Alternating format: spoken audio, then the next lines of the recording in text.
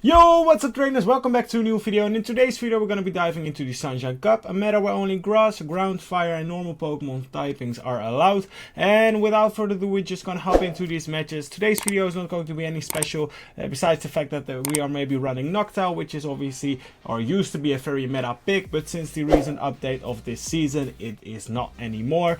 But obviously it still has the amazing bulk stat, so it just can easily take, for example, a Brave Bird from a Pidgeot, or something as similar or hitting as hard like that. So without further ado, let's hop into these matches. And now we are facing the Gligar, where we are first going, or in this first matchup we are gonna go for double sky attack. And I learned during the way that the best way of using this new NOCTOWL is just to go for Shadow Ball and then one sky attack, because then you will get the KO, where in this situation you will not, as you can see right now, and they will even outpace you or even get the full farm down, which is even worse, because now they will be able to probably reach 2 more aerial aces, as we are not able to farm them all the way down. So that's going to be a bit awkward for us, as you can see, because now they will output a lot of damage, as the aerial ace is also a step move, and it also got updated, as we all know by now. So it's a very decent move right at this moment. So now we're gonna go for the Hydro and then swap out immediately, as we don't want them to give that full farm down. So we're just gonna swap out immediately, and now let's see what my opponent is gonna do. Here I CMP tie, as I thought I was gonna win this CMP, but unfortunately we don't, or not at this point, but at this point we do. So if we would have thrown a bit earlier, we would have saved some HP. So that's kind of like a mistake as well, but it might not be the worst, as we still maybe have some play against whatever is going to be in the back. So let's see and find out what is going to be in the back, and it's actually going to be a Mud Boy, so that is basically the best case scenario. And here I'm expecting them to expect, from my point, they were just going to go for yet another Brave Bird.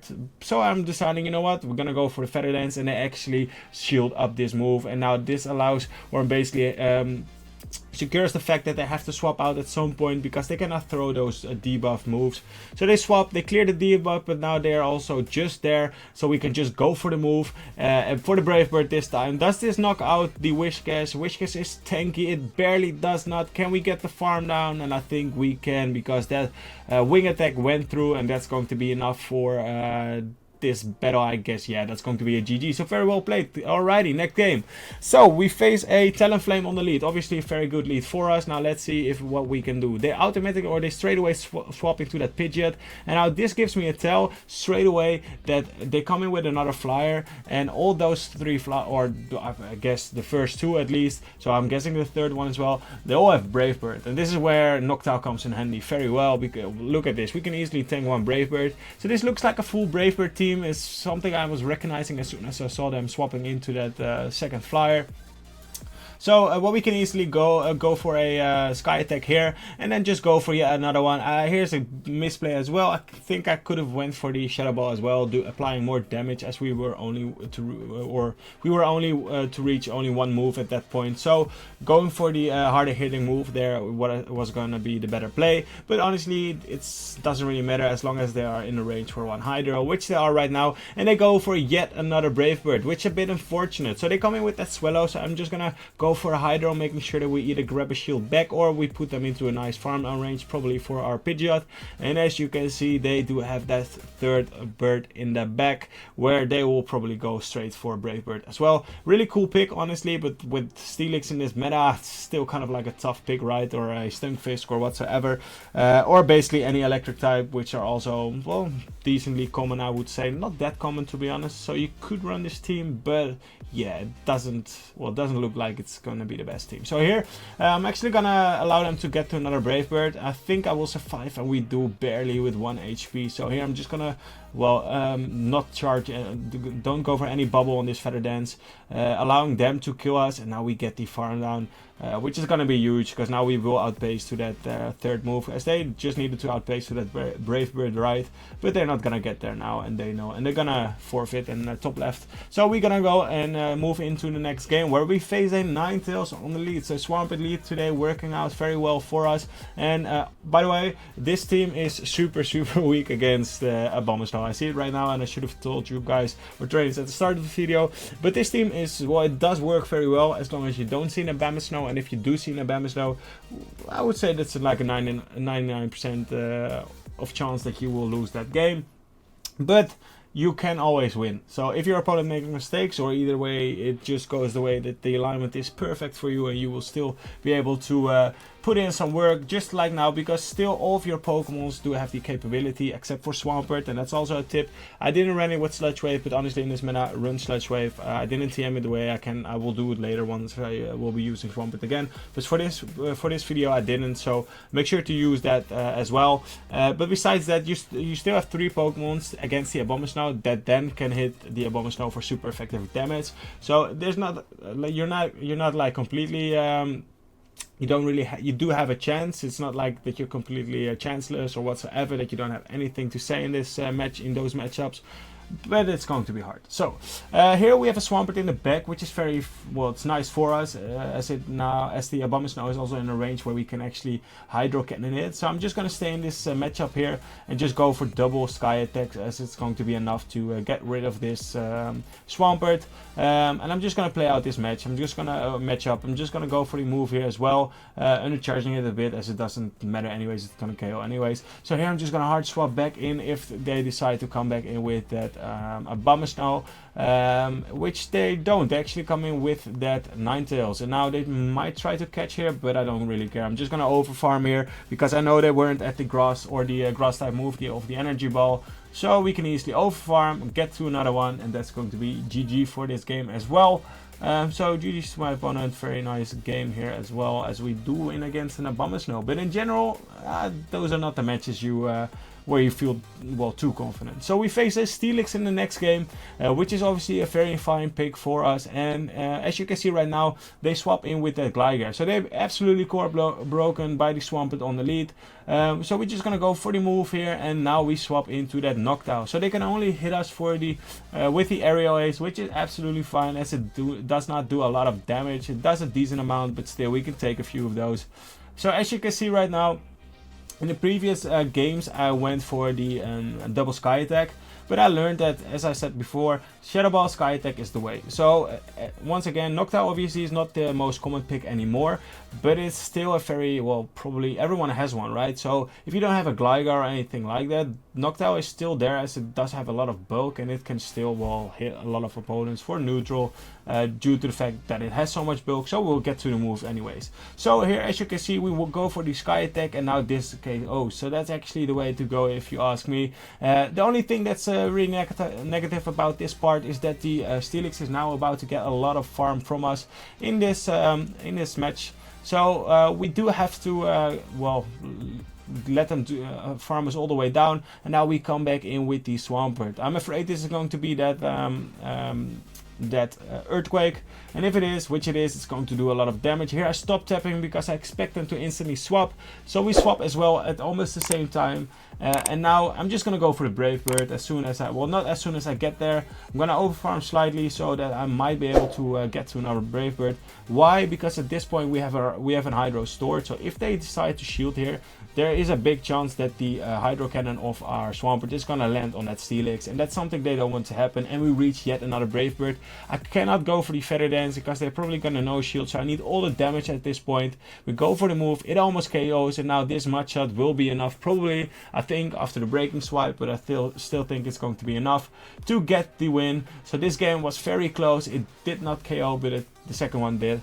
So yeah, it was very close, very well played by my opponent this game, but still we were able to manage. So here we face a very spicy team, obviously, as we they catch they catch the Hydro, which is very nice of them. I like to throw straight away in the beginning, and then afterwards I will obviously farm.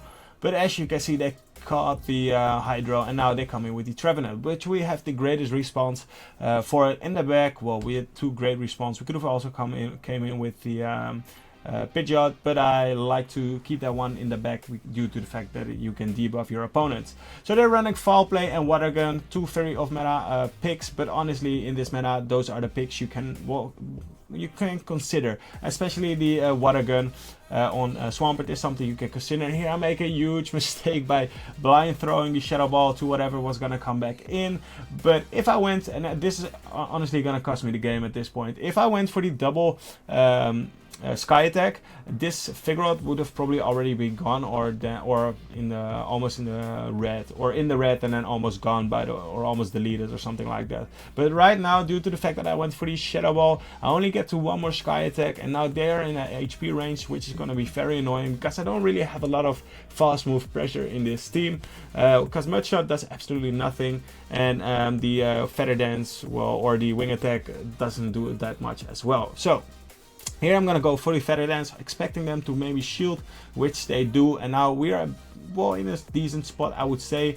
But still, this these water guns and also these hydro cannons, they do quite a lot. They do enough to put me into the red, because I cannot overfarm that much. I'm at the back-to-back, or almost at the back-to-back, so I will reach another move. But honestly, I should have undercharged here, or maybe put more faith in my Swampert by, well, making sure that we were almost at the triple, but I don't think we were able to manage it anyways, looking at our HP and the fact that we went down so quickly. So yeah, a bit unfortunate here, as we well, could have won this game, I think, if we went for the double Sky Attack, and well, big mistakes were made, and those mistakes are gonna lose us the game here. So we move on to the next game, where we face a Swampert against a Steelix. So once again, favorable lead for us.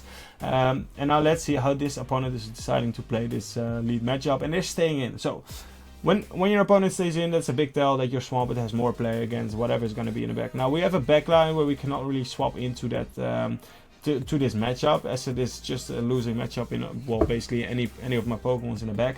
So I'm fine by like soft losing this matchup and then just coming in with one of my flyers, as I'm expecting them to have a Gligar in the back, right? The Steelix Gligar core is kind of like a strong core in this meta, unless they face a Swampert on the lead, right? Which they do right now.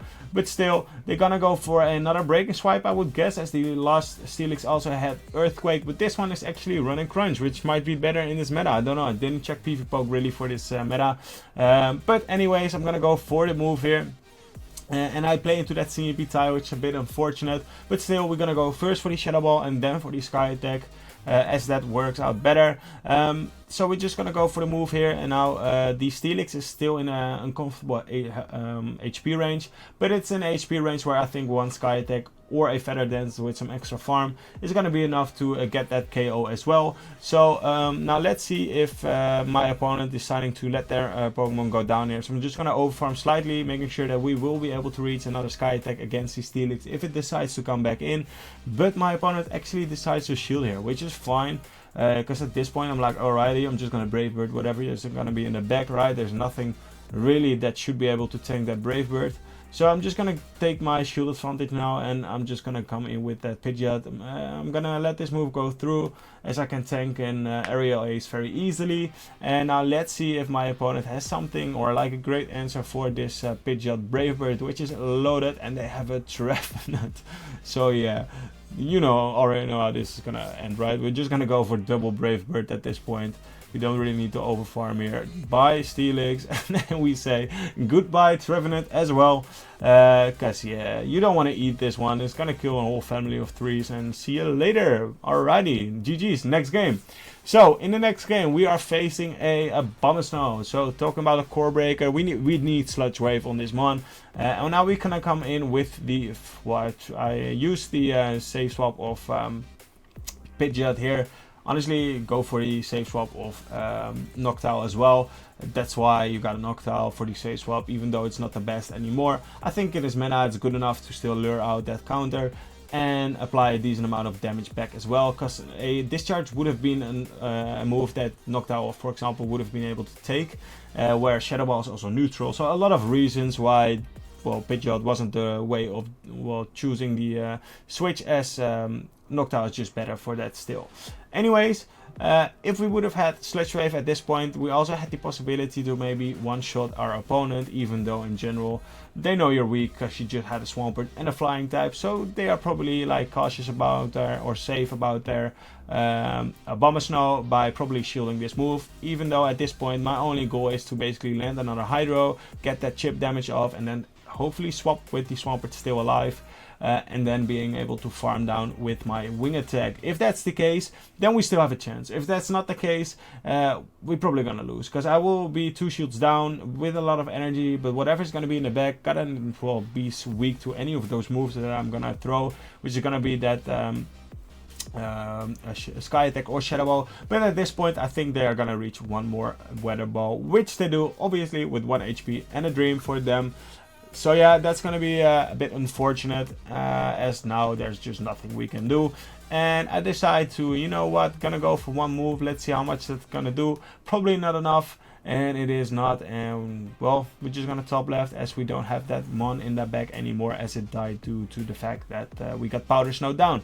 Alrighty, favorable lead for us, for our whole team basically, and they have a Dunsparce. So we're in a situation where we are gonna be affected by Rollout as a fast move. Before we were gonna be affected by Counter as a fast move. So this is actually a perfect scenario by just farming up a lot of energy and maybe catch a Drill Run at some point. So I'm just gonna do just exactly that, or I'm just gonna try farm up 2 more, and now we can actually maybe catch a Drill Run. Probably it's going to be a Drill Run, right? If they went for the Rock Slide at this point, no, it was the Drill Run. So that's a very nice catch.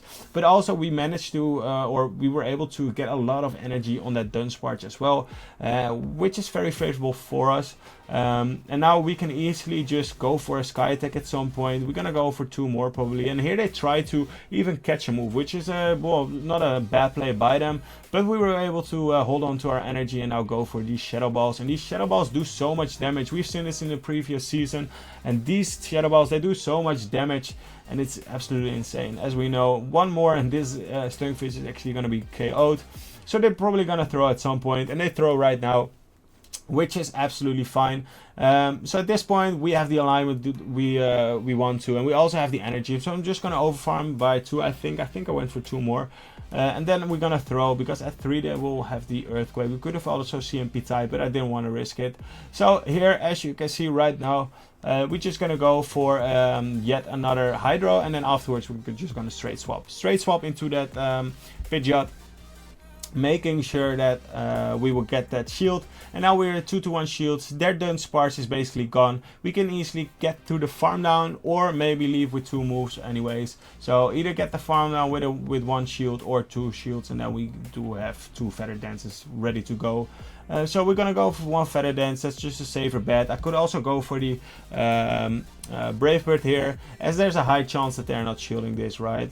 But which they don't. But at this point I don't think it's gonna matter anyways, because I'm just gonna test here if I can take a Brave Bird, and if I can, that's insane. We take a Brave Bird from a Blaziken, even though it was 2 stages debuffed, so that's really funny. So here we actually face a Gligar on the lead, which is a very favorable lead for us as well. And now let's see if we can hit this Hydro straight away without them catching it on a Trevenant or whatsoever.